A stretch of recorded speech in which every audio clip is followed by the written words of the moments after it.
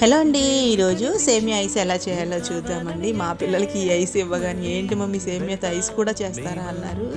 ఎందుకంటే ఇప్పుడు ఇలాంటివి రావట్లేదు కదా. 90s కిడ్స్కి అయితే బాగా తెలుస్తుంది ఈ ఐస్ గురించి. సమ్మర్ వచ్చిందంటే చాలండి సైకిల్ వెంట పరిగెట్టేవాళ్ళం ఈ ఐస్ కోసం. చాలా సింపుల్ ప్రాసెస్ అండి, చాలా టేస్టీగా ఉంటుంది. ఫస్ట్ అయితే సబ్జాని ఒక 2 hours పాటు నానబెట్టుకోవాలండి.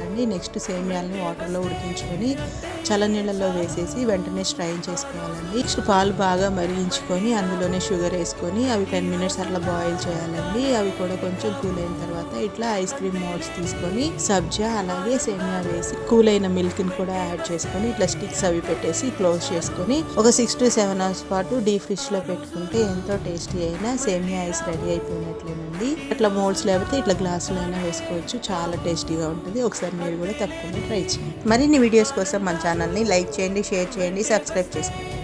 Thank you for watching.